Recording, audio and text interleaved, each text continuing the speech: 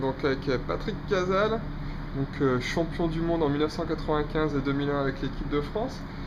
Quel regard justement vous portez sur l'équipe de France depuis 1995? Je crois que c'est une équipe qui est restée constante, une équipe qui a été capable de se renouveler et de rester la meilleure du monde.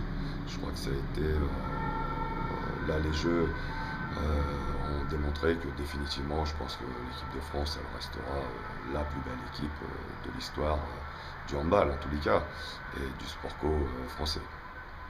Ok. Et quels ont été les grands changements en fait dans le monde du handball suite en fait à justement la professionnalisation du sport et toute la médiatisation maintenant en fait qu'il y a autour? Et je crois qu'on se plaignait à un moment donné peut-être d'avoir des résultats, euh, mais par contre on trouvait que bah, tout ce qui allait avec ne suivait pas, hein, la réussite sportive, mais c'est vrai que les clubs avaient du mal à se développer. C'est vrai qu'on était un championnat, un sport qui était peu médiatisé. Le fait d'avoir continué à gagner des titres et des titres, c'est sûr qu'aujourd'hui, on a un sport qui est un peu plus ouvert, un sport qui est connu, qui est reconnu. Et ça nous permet aujourd'hui d'avoir 2 matchs qui sont télévisés dans notre championnat tous les semaines. Donc pour nous, c'est important pour se développer et aussi pour que les joueurs puissent travailler dans les meilleures conditions. Et du coup, comment vous percevez en fait justement l'arrivée des Qataris dans le handball? Est-ce que c'est justement un nouveau cap que le handball français va passer?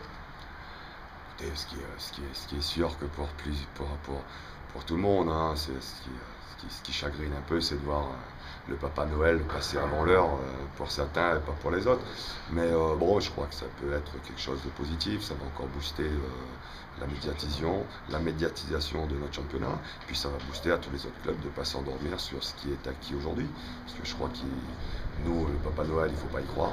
Donc il va falloir trouver comment développer nos ressources à l'intérieur pour réussir à avoir des budgets maintenant qui vont devoir être beaucoup plus conséquents si on veut rivaliser. Avant on avait Montpellier, Chambéry, maintenant il faudra compter sur Paris, donc il va falloir qu'on se mette encore plus au travail.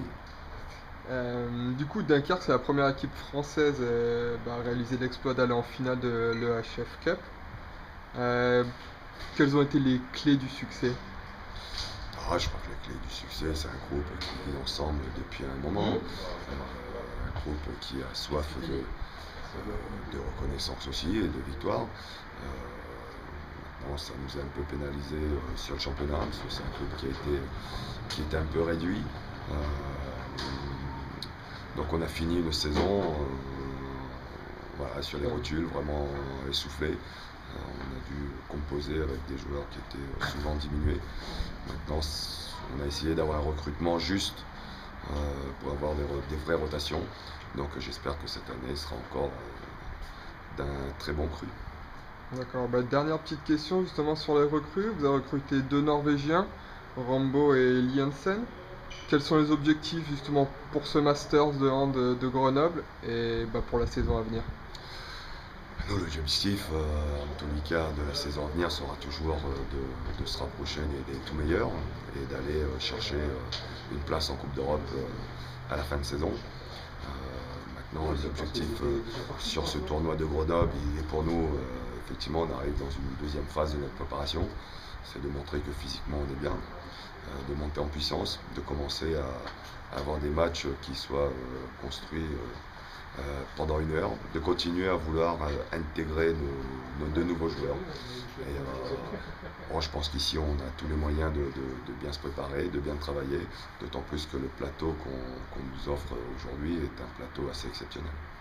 Ok. Merci beaucoup et bon match ce soir.